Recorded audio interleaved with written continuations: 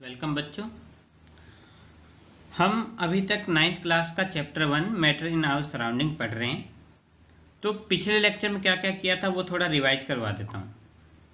तो क्या था कि मैटर पढ़ा था हमने। मैटर क्या होती है? कोई भी चीज़ जो थोड़ी जगह घेरती है, उसके अंदर थोड़ा वजन होता है और उसको हम महसूस कर सकते हैं।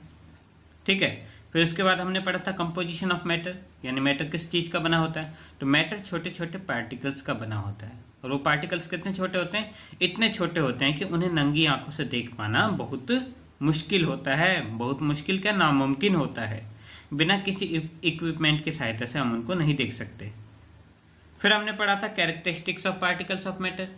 कैरेक्टरिस्टिक्स क्या थी उसकी, पार्टिकल की? कि पहले क्या था, पार्टिकल्स के बीच में क्या होता है, गैप होता है।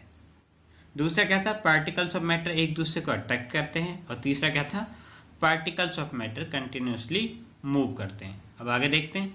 फिर हमने मैटर की 3 स्टेट पढ़ी थी, सॉलिड, लिक्विड, गैस, और उनके बीच का डिफरेंस देखा था।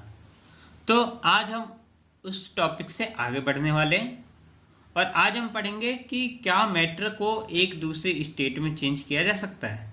तो देखो, इसका सीधा सा जवाब है यस। मैटर को एक स्टेट से दूसरी स्टेट में चेंज किया जा सकता है, यानी कि सॉलिड से लिक्विड, लिक्विड से गैस और गैस से सॉलिड, या फिर रिवर्स इसका कर सकते हैं। ठीक है। तो ये प्रोसेस सब ने किया हुआ है, सब करते हैं, रोजमर्रा की जिंदगी में हम देखते हैं खूब। जैसे आप क्या करते हो, अपने पास जो वाटर है, वाटर लिक्विड रूप में होता है। अब वाटर को आप हीट करते हो तो किस में बदल जाता है, वाटर वेपर में, यानी वो कौन से फॉर्म में हो गया, गैसियस फॉर्म में। ठीक है। अब ऐसे ही जब आप उसको वाटर वेपर को ठंडा कर दो, जैसे कि अपने घर में जब दाल वगैरह बनती है तो कुकर के ऊपर वाटर वेपर जम जाती है।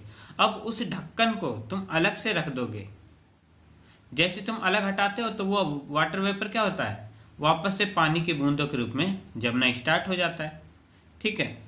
और या फिर लिक्विड को यानी वाटर को तुम ठंडा कर दो तो वो सॉलिड हो जाता है, यानी बर्फ बन जाता है। ठीक है।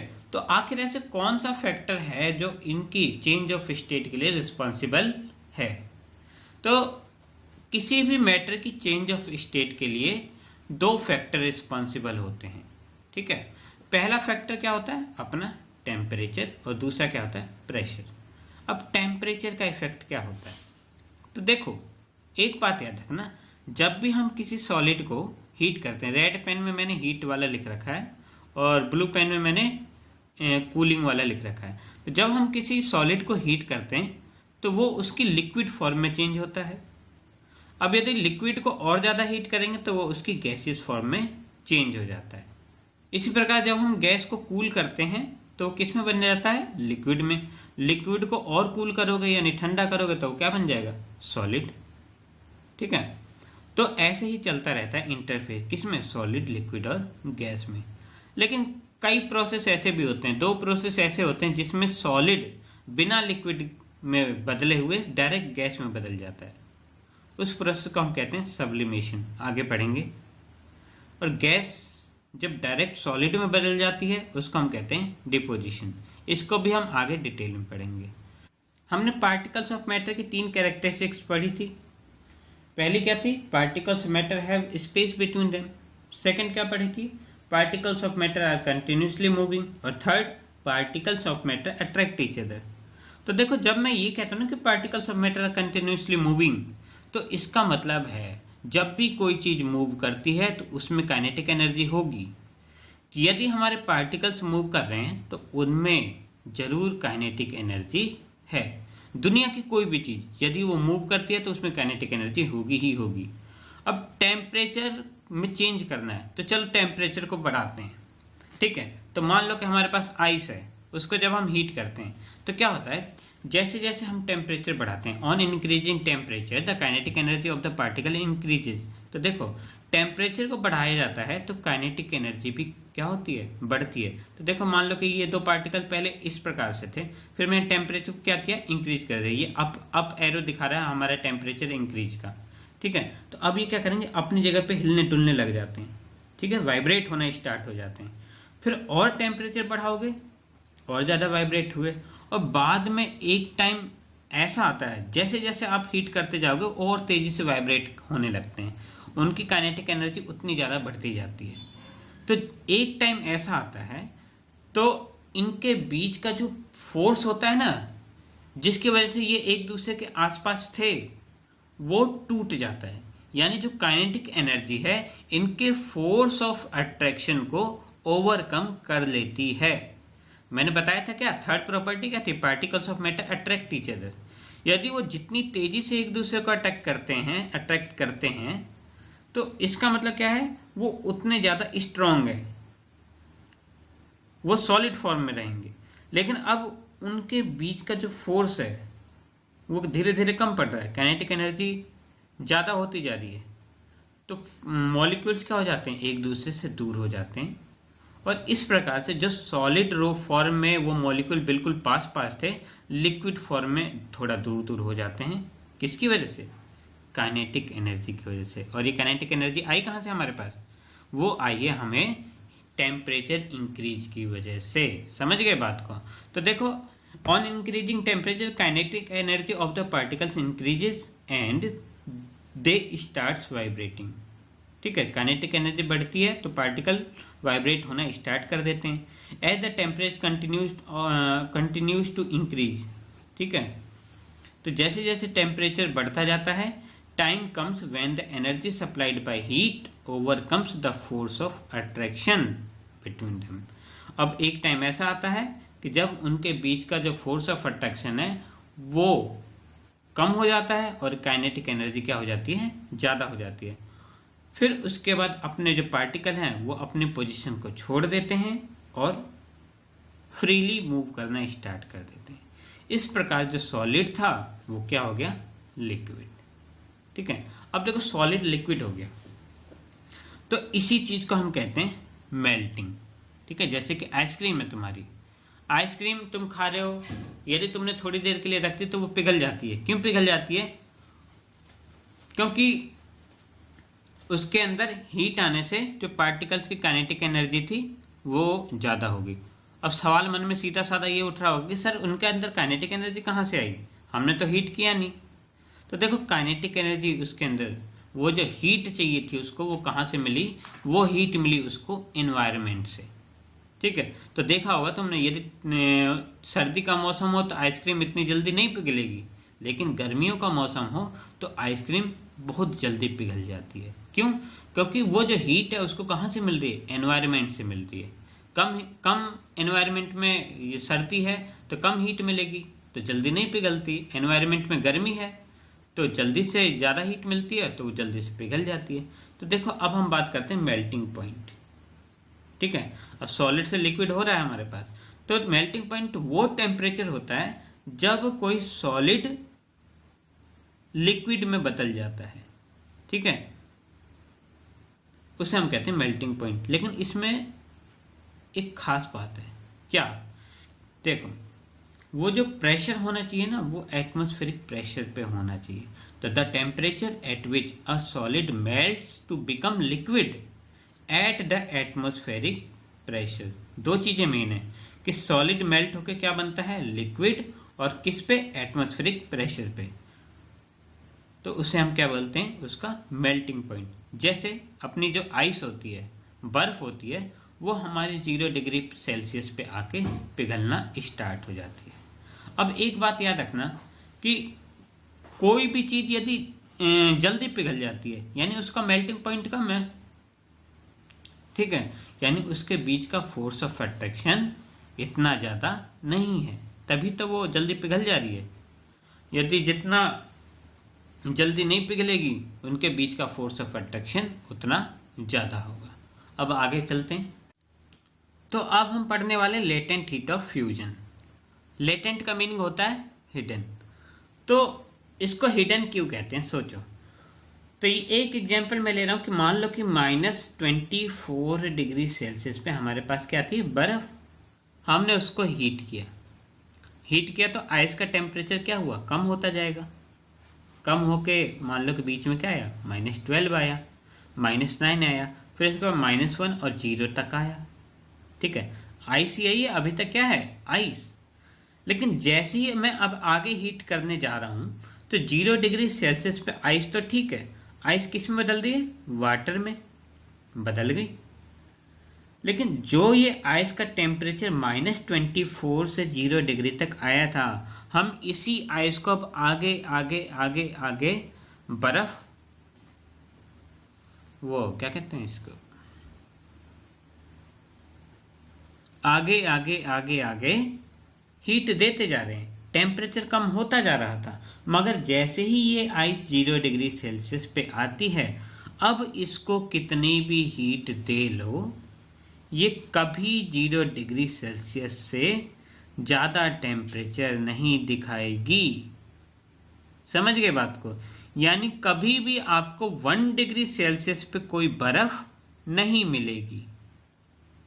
तो अब हमें, जैसे हम डायरेक्ट हीट देते जा रहे थे, हमें डायरेक्ट चेंज इन टेम्परेचर दिख रहा था, मगर अभी भी हम हीट दे रहे हैं तो हमें नहीं पता कि टेम्परेचर चेंज क्यों नहीं हो रहा।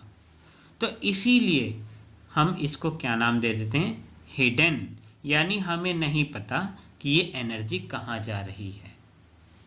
ठीक है, तो अब इसकी डेफिनेशन क्या है? इसकी डेफिनेशन है the amount of heat energy that is required to change 1 kg of solid into liquid। तो इसमें याद रखने वाली कौन सी बात है? 1 kg of solid into liquid। Second point कौन सा याद रखना है? Eight atmospheric pressure. ठीक है, थर्ड पॉइंट कौन सा याद रखना है? At its melting point. यानी 1 kg ऑफ सॉलिड को लिक्विड के रूप में बदलने के लिए एटमॉस्फेरिक प्रेशर और मेल्टिंग पॉइंट पे हमें जितनी एनर्जी की जरूरत है उसे हम बोलते हैं लेटेंट हीट ऑफ फ्यूजन। समझ गए? अब इसके बाद आता है हमारे पास क्या? Boiling point. बॉइलिंग पॉइंट क्या होता है?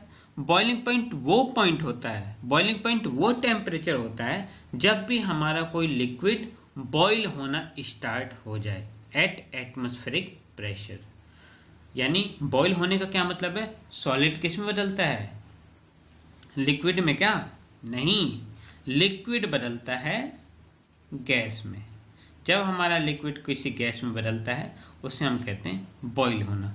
जैसे हम वाटर को बॉईल करते हैं ना, तो वाटर कौन से कितने डिग्री टेम्परेचर पे बॉईल होता है? वाटर बॉईल होता है हमारे पास 100 डिग्री सेल्सियस पे। ठीक है, और उसी हिसाब से जैसे हमने पिछली बार पढ़ा था कि जितना ज़्यादा बॉइलिंग पॉइंट होगा उतना ही ज़्यादा इंटरमोलिकुलर फोर्स होगा। अब इसी तरीके से जैसे हमारे पास लेटेंट हीट ऑफ फ्यूजन थी, ऐसे हमारे पास होता है latent heat of vaporisation. Vaporisation यानी लिक्विड को वेपर में बदलना। तो 1 kg ऑफ लिक्विड को वेपर में बदलने के लिए at atmospheric pressure at its boiling point जितनी एनर्जी की आवश्यकता होगी वही हमारा कहलाएगा लेटेंट हीट ऑफ वेपराइजेशन। अब इसको देखो, थोड़ा सा बता देता हूँ कि सोचो कि हमारा जो वाटर है वो 100 डिग्री पे बॉईल हो रहा है। तो देखो, जब हमारा जो यहाँ पे वाटर था इसको हमने बॉईल करना स्टार्ट किया। मान लो कि वाटर का इनिशियल टेम्परेचर कितना था? 5 डिग्री सेल्सियस। अब जब हमने इसको हीट करना चालू किया तो वाटर जो था टेम्परेचर बढ़ता जाएगा। 5 से 10 हुआ, 10 से 20, 20 से 50, 50 से 80, 80 से 90, अभी तक वाटर ही है। 99 डिग्री तक गया, 99 डिग्री तक गया, अभी भी वाटर था। लेकिन जैसे ही ये 100 डिग्री पे गया और मैं इसको हीट अभी भी दिए जा रहा हूं लगातार, मगर इसके टेम्परेचर में कोई चेंज नहीं आया। तो अब 100 डिग्री के बाद हमें नहीं पता कि इसकी एनर्जी कहाँ जा रही है। यानी जो हम हीट दे रहे हैं वो हीट एनर्जी कहाँ जा रही है, इसीलिए हम इसको बोलते हैं latent heat of vaporisation, means hidden heat of vaporisation. अब जब भी हमने स्टेट चेंज की बात करी है, उस हर एक प्रोसेस का एक स्पेसिफिक नाम है, उसको हम पढ़ लेते हैं। कौन से प्रोसेस को क्या कहा जाता है? जब सॉलिड लिक्विड में बदलता है या लिक्विड सॉलिड में होता है तो उस प्रोसेस का क्या नाम है, दूसरे प्रोसेस का क्या नाम है। चलो अब आगे देखते हैं। तो आगे हमें सबसे पहला पॉइंट ठीक है, क्या है कि सॉलिड से जब कोई लिक्विड में बदलता है उस प्रोसेस को क्या कहते हैं। जब भी कोई सॉलिड लिक्विड में बदलता है उस प्रोसेस को हम बोलते हैं फ्यूजन। ठीक है, तो fusion is the process in which matter is converted from solid to liquid state. Example क्या हो जाएगा इसका, changing of ice into water, यानी बर्फ का पानी में बदलना। ठीक है, तो फ्यूजन के बाद मैं आपको पढ़ाना चाह रहा हूं कंडेंसेशन, यानी देखो सॉलिड से लिक्विड में बदल रहा है कौन, फ्यूजन। ठीक, लेकिन जब लिक्विड सॉलिड में बदलता है तो उसको हम क्या बोलते हैं, कंडेंसेशन। यानी कंडेंसेशन क्या है, कंडेंसेशन ठीक इसका उल्टा है। Condensation is the process in which matter is converted from gaseous state to liquid state. ठीक है, एग्जाम्पल क्या है, फॉर्मेशन ऑफ क्लाउड। ठीक, अब ये फॉर्मेशन ऑफ क्लाउड क्या है, तो देखो जब भी हमारा सन हीट करता है अपने वाटर को, सरफेस वाटर को, तो वो वाटर वेपर के रूप में जाता है, वाटर वेपर के रूप में आकाश में गया, वहां पे ठंडा होके वो सारी की सारी बूंदें एक साथ इकट्ठा हो जाती हैं। ठीक है, तो यानी कि जब वो वाटर वेपर ठंडा हुआ, ठंडा होके क्या हुआ, लिक्विड, तो इसी प्रोसेस को हम बोलते हैं कंडेंसेशन। ठीक है, अब इसके बाद जब हम और ज्यादा हीट देते हैं, सॉलिड से लिक्विड बन गया, लिक्विड में जब हम हीट देंगे तो वो क्या हो जाएगा, गैस में। तो ठीक है, तो वेपराइजेशन, सारी डेफिनेशन एक जैसी हैं, बस याद रखना है कि कौन सा किस फॉर्म में चेंज हो रहा है। तो vaporisation is the process in which matter is converted from liquid state to gaseous state. Liquid से गैस में बदल जाता है तो उसको क्या बोलते हैं, वेपराइजेशन। ठीक, एग्जाम्पल क्या है, वाटर को हीट करो तो वाटर वेपर में बदल जाएगा। इसके बाद क्या पढ़ेंगे हम, सॉलिडिफिकेशन। सॉलिडिफिकेशन क्या होता है, ठीक है, तो सॉलिडिफिकेशन नाम से ही पता लग रहा है क्या, कि सॉलिडी यानी सॉलिड से रिलेटेड कोई बात हो रही है, यानी जब हमारा लिक्विड सॉलिड फॉर्म में चेंज हो जाता है, ठीक है, तो उसे हम बोलते हैं solidification. Solidification is the process in which matter is converted from liquid to solid state. Example, changing of water into ice, पानी का बर्फ में बदलना। ठीक, तो अभी देखो हम जो प्रोसेस पढ़ते आ रहे थे, हमने क्या देखा था कि जो हमारा सॉलिड होता है वो लिक्विड में बदलता है। ठीक है, लिक्विड किस में बदलता है, गैस में बदलता है। लेकिन दो प्रोसेस हमारे पास ऐसे होते हैं जिसमें ये बीच वाली स्टेट नहीं आती, यानी सॉलिड डायरेक्ट गैस में बदलता है।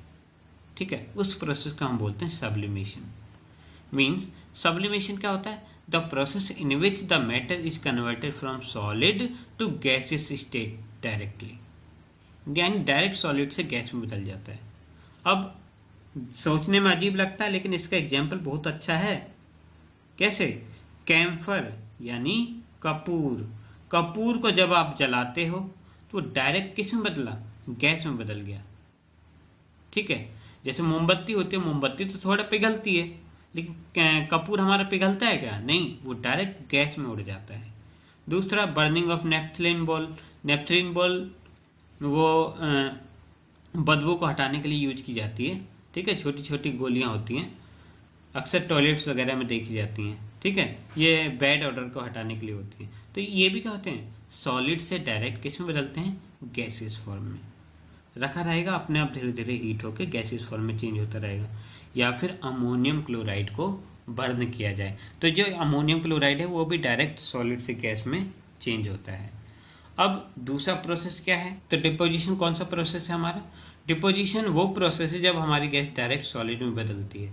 ठीक है, तो deposition is the process in which the matter changes from gaseous state to solid state directly. Example, dry ice formation, यानी जो हमारा गैसियस कार्बन डाइऑक्साइड होता है उसमें जब हम प्रेशर रिड्यूस करते हैं तो वो डायरेक्ट ड्राई आइस में चेंज हो जाता है। दूसरा, changing of water vapour into ice, यानी जो हमारे ठंडे इलाके होते हैं ना, तो उसमें कई बार क्या होता है कि वाटर वेपर जैसे निकली और वो डायरेक्ट सॉलिड में बदल जाती है। अपनी विंडोज वगैरह पे हम देखते हैं, जैसे कि हमने वो फूंक मारी, ठीक है, तो जो हमारे मुंह से वाटर वेपर निकली है वो डायरेक्ट जाकर उसमें विंडो पे जम जाती है। तो ये दो एग्जाम्पल हो गए हमारे डिपोजिशन के। तो चेंज ऑफ टेम्परेचर हमने पढ़ लिया। अब हम आगे पढ़ेंगे effect of change of pressure, लेकिन ये आज नहीं पढ़ेंगे, ये पढ़ेंगे अगले लेक्चर में। तब तक के लिए गुड बाय और मन लगा के पढ़ना। Thank you.